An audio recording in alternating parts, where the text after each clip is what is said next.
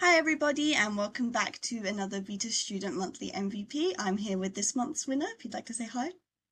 Hello, I'm Angel, other known as Fish, I guess. Yeah. Awesome.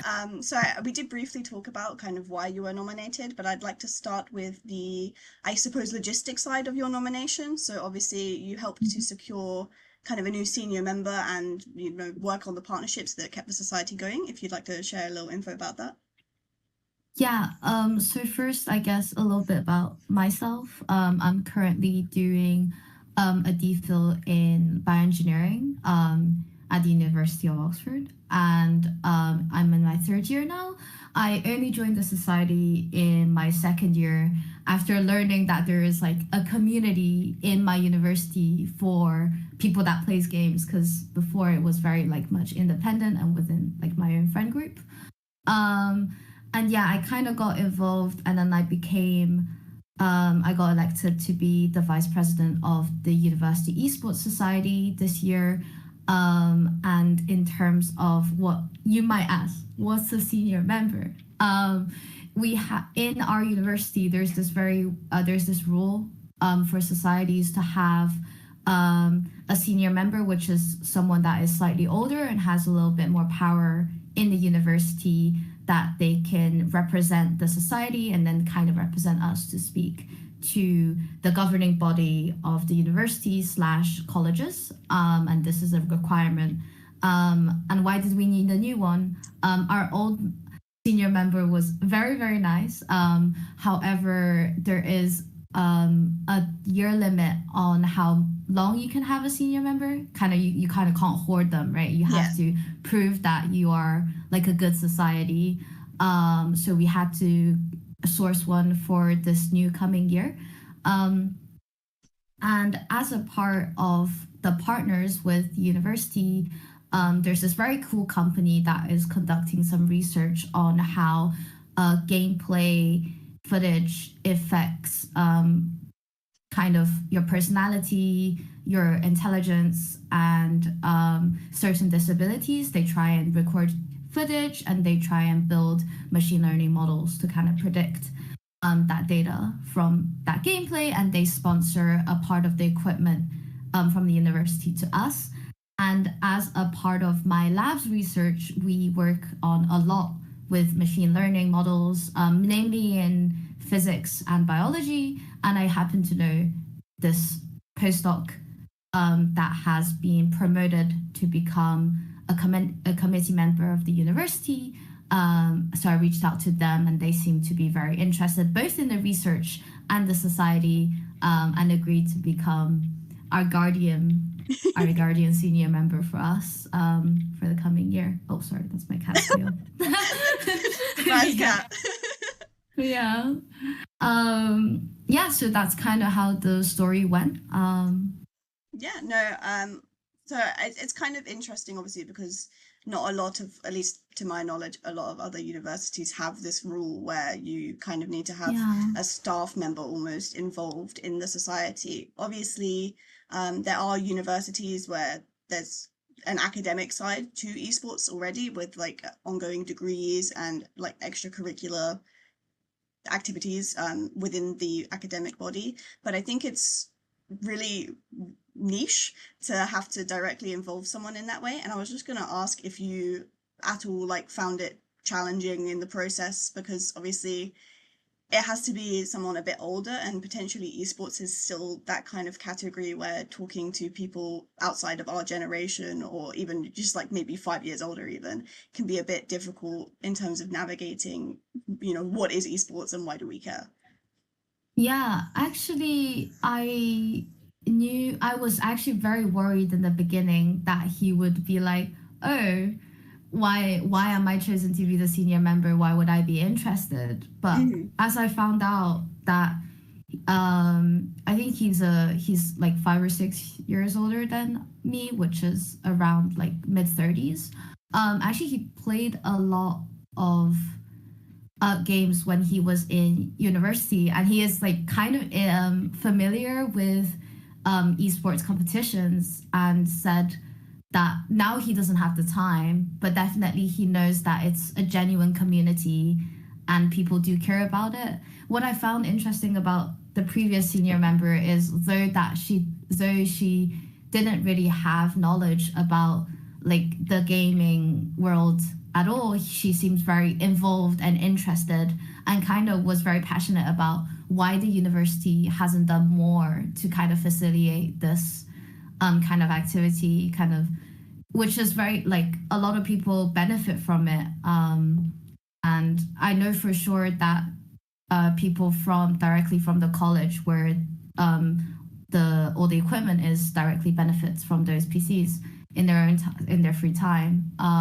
So yeah, I know people are both interested and not interested in gaming, or like kind of share like similar views. Yeah, I think it's just like the appreciation for what, even if it's something you're not interested in, it's what it can do for other people. I don't actually know if you know, so this is maybe a Yeah, fun fact for you, but also for everyone else. The yeah. previous senior member was my personal tutor at my college, Oh, oh, and was she she? kind of got I involved see. in the society because I enjoyed it so much, and she could see that it was beneficial to me in my time at university, and I was really worried that it wasn't going to exist going Yeah, forward. So that's why the random classicist is hanging out with the that's very esports nice. That's guys. similar to me as well, I guess. He's like my very good, like our very good friend in the group, and I thought maybe that would be something that he's interested in, and I hit jackpot.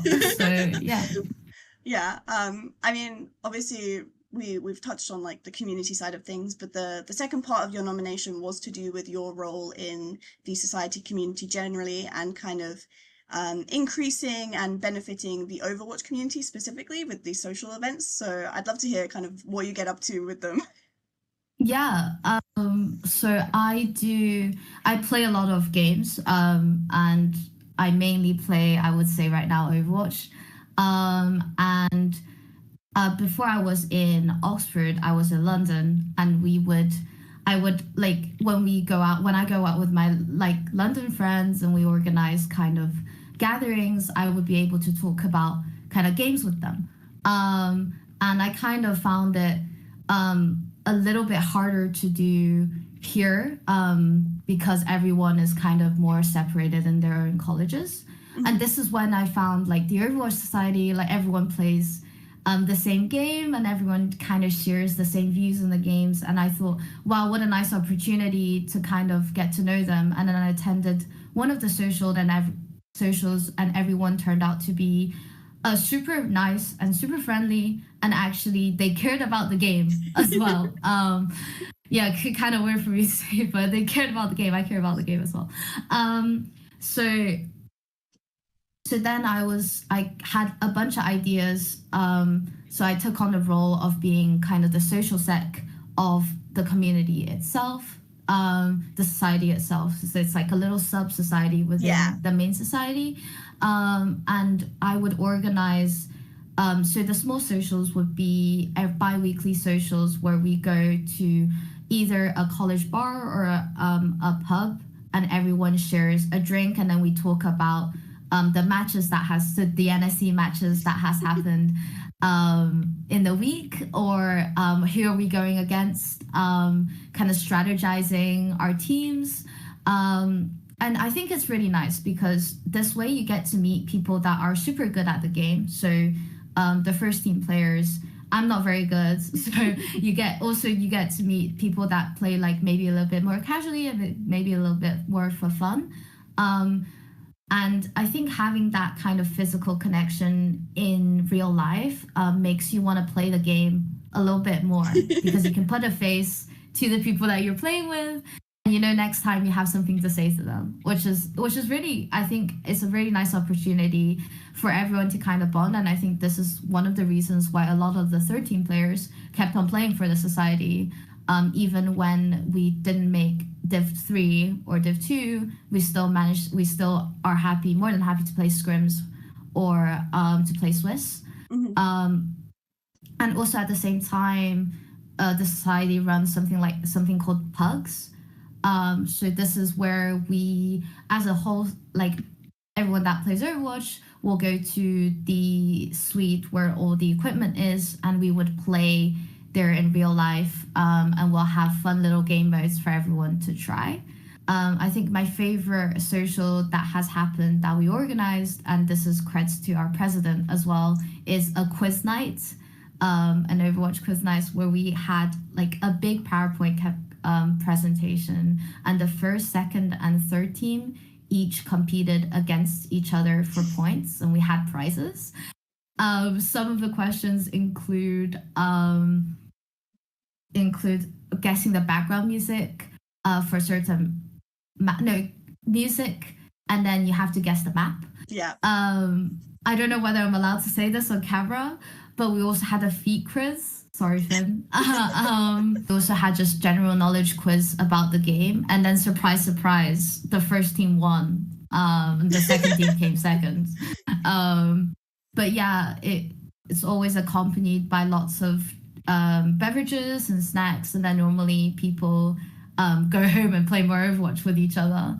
So it's just a very, very fun time. I think this year I really made a lot of friends through the Overwatch Society. We would also go climbing. That is also one of our socials.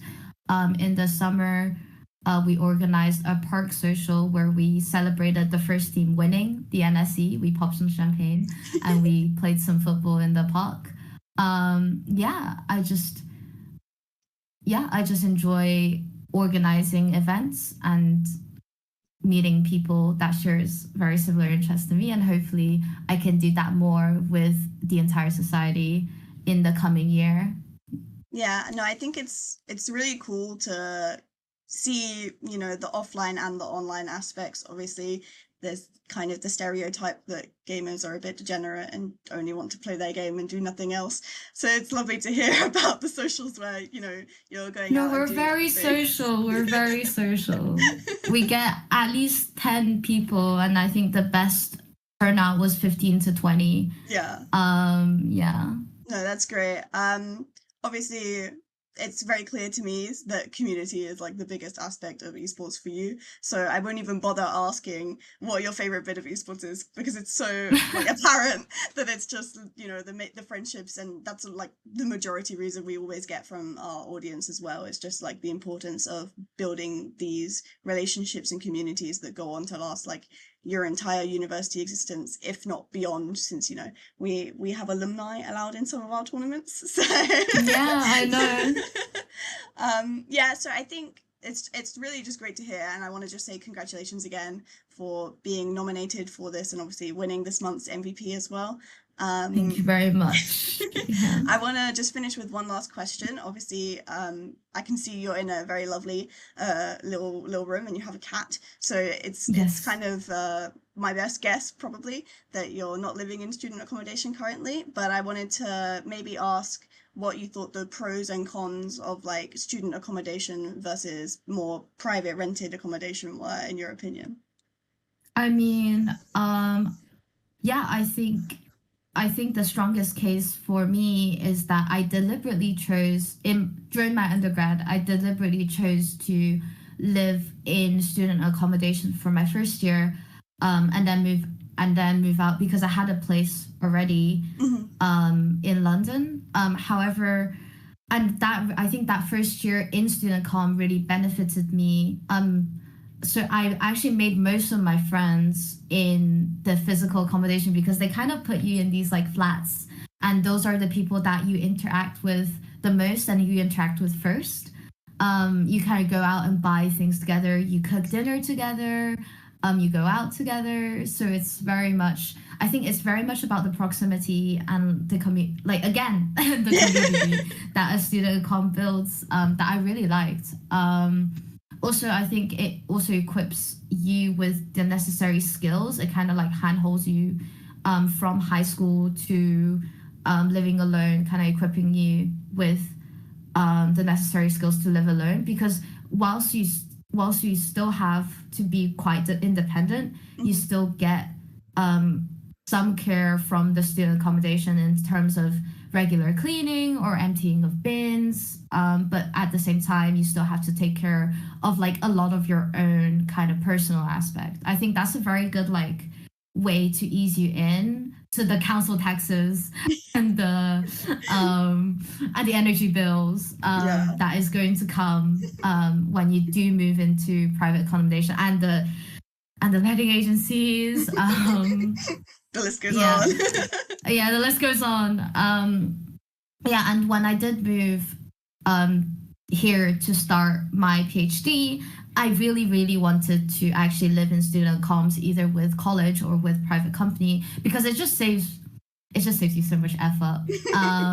And they are like kept clean, and they're generally quite nice, and you get to see a lot of people, meet a lot of people. You're not kind of isolated in your own little world. The reason why I didn't do it is because I have two lovely cats, so they requires a garden and multiple floors. Yeah. Well, I guess that's the pro of private accommodation is you get to have cats. So Yes. Yes. we're glad. Exactly. That's that is exactly why I chose private, is because I can have my cats. Yes. That's great. Well, okay, thank you so much for answering all my questions. Congrats again on being this month's MVP. And yeah, just thank you for sitting and chatting with me. No, it's been lovely talking about this. I don't talk to people about this often, so any chance I get, yeah. Thank you very much again.